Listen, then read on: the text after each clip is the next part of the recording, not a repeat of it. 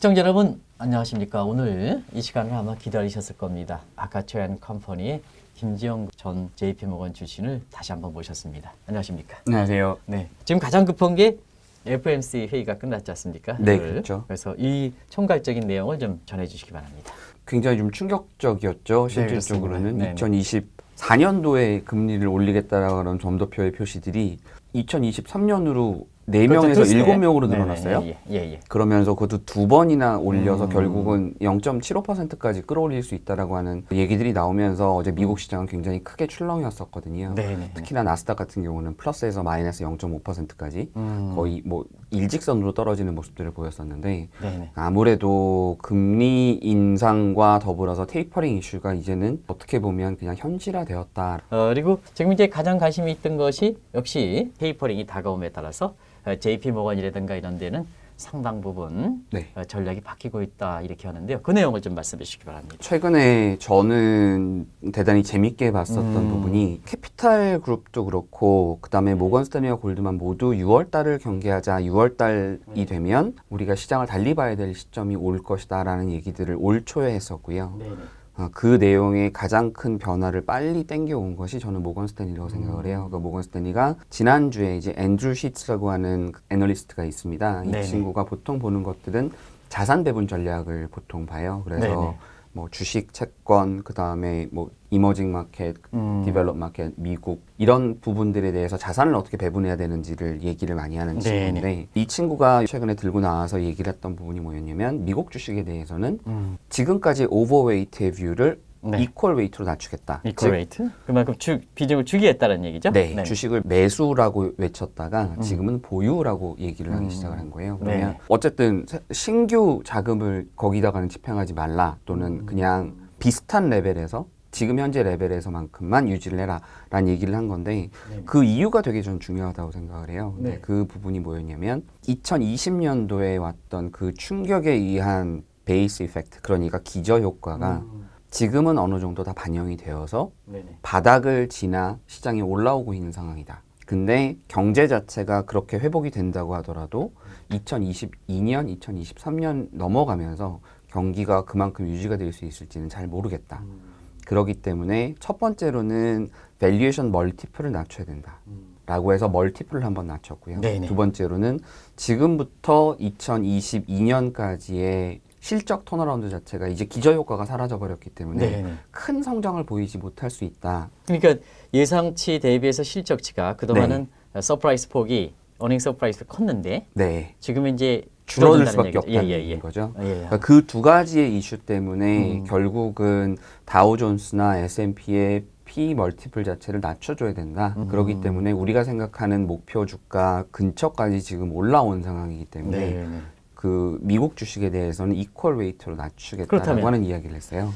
이 대목은 시청자 여러분 굉장히 중요한 대목일 거라고 생각하는데요. 그러면 자 미국 주식을 줄여준다면 비중을 네. 그 자금의 여력이 있는 부분을 어디로 좀 할 것이냐. 그렇죠. 그럼 예를 들어서 뭐 투자할 곳이었으면 중앙은행에 재해쳐든가 네. 아니면 다른 쪽으로 이렇게 그 재조정할 걸로 보이는데요. 그런 측에서 좀 새로운 조짐을 좀 말씀해 주시기 바랍니다. 그런 면에서 지금 결국은 이제 금리 인상 이퀄 기술주와 성장주에 대해서는 네네. 밸류에이션이 낮아질 수밖에 없고 기대치가 내려올 수밖에 없는 부분인 거잖아요. 이 대목도 우리나라의 성장주다 뭐 해가지고 굉장히 외쳤던 사람 많이지 않습니까? 그죠? 네. 뭐 테이퍼링이 4년 이전에는 안 된다, 저금리 상태에 계속 간다, 네. 성장주 계속 간다 하는데 네. 실제로 그렇지 않지 않습니까? 그죠? 그렇죠. 네네. 그러니까 결국은 이렇게 되다 보니까 지난주에 저희가 말씀드렸던 원자재 관련된 주식이라던가 실물 경기 쪽 이슈들이라던가 네네.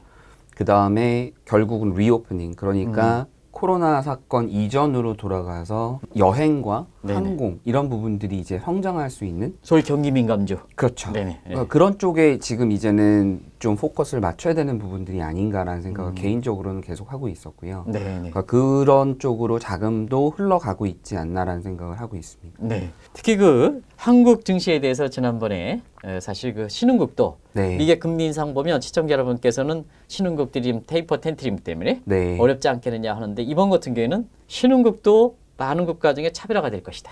치약선진국은 이렇게 금리 텐트럼 문제가 불거지겠지만 네. 한국 같은 경우는 상당히 유리하다 맞습니다. 하는 이 입장에 대해서 좀 말씀해 주시기 바랍니다. 그 말씀이 너무나 저는 옳다고 생각을 해요. 특히나 우리나라 같은 경우는 전체 GDP에 결국은 수출이 차지하는 비중이 워낙 큰 네. 국가입니다. 그러다 보니 경기가 턴어라운드해서 경기가 확장 국면에 들어갈 때 가장 빨리 주식이 오르고 그래서 V자 반등이 가장 많은 그래서 경기가 만약에 급격하게 냉각이 됐다가 돌아섰을 때 가장 먼저 오르는 것이 우리나라였거든요. 네네. 그게 이제 작년부터 시작을 해서 올해까지 쭉 이어오면서 네네. 올해만 해도 코스피가 지금 거의 한 15% 이상 지금 상승을 하고 있는 상황인데 네네. 그러니까 그것이 결국은 반증한다고 생각이 돼요.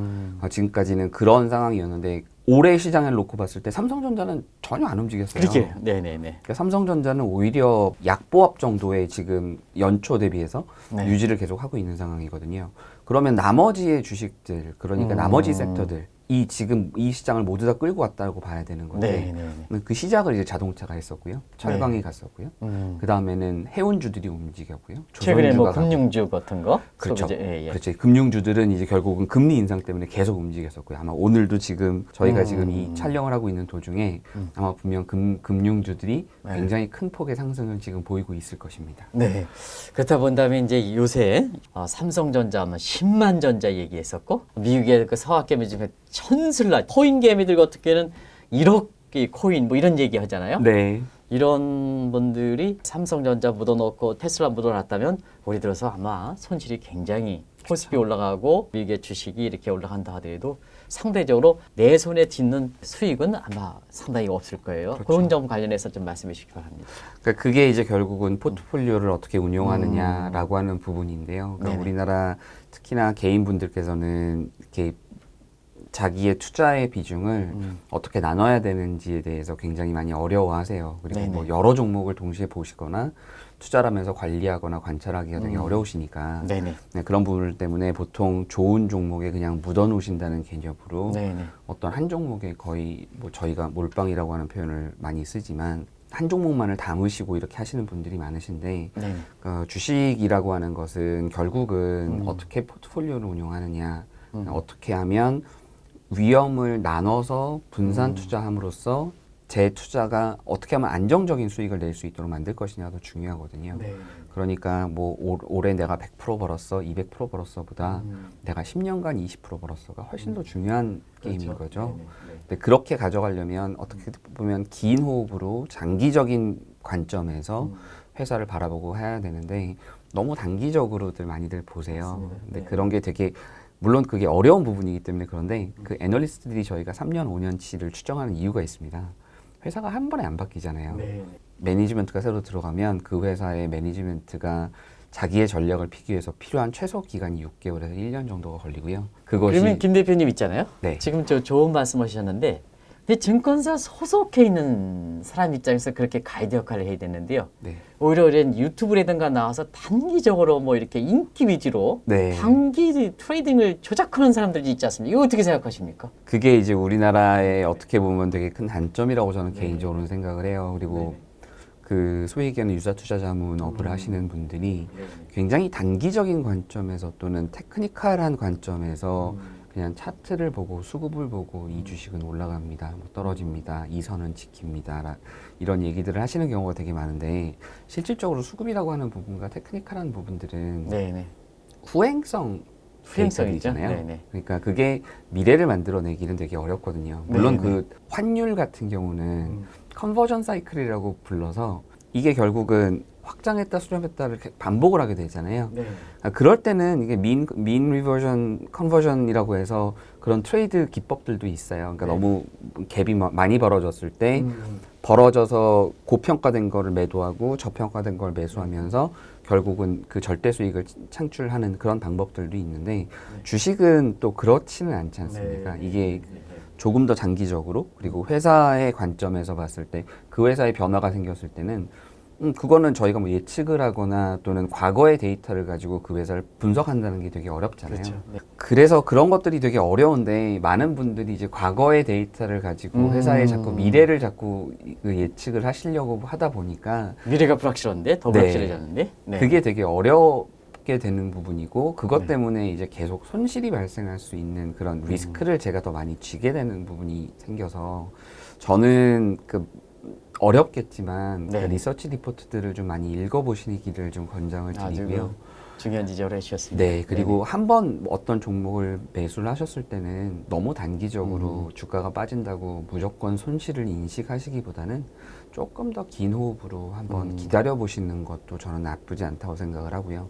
다만 반드시 본인이 설정한 손실을 인식하는 범위 자체를 명확하게 설정을 해주시고 그것을 지키신다면 조금 더 투자를 하심에 있어서 지키는 투자가 되지 않을까 생각을 하고요. 너무 단기적인 움직임이 있는 종목들보다는 조금 천천히 움직이고 조금 외국인들이나 국내 기관들이 많이 매수하는 종목들 위주로 좀 보시는 게 어떨까 생각을 합니다. 그게 결국은 코스닥이 이렇게 변동성이 크고 외국인이나 기관들이 많이 매수를 하지 않는, 그래서 90% 이상이 개인들에 의해서 주가가 움직이는 그런 종목들에서 피할 수 있는 그런 방법이 아닐까 생각이 됩니다. 지금까지 방송을 시청해서 대단히 감사합니다. 고맙습니다.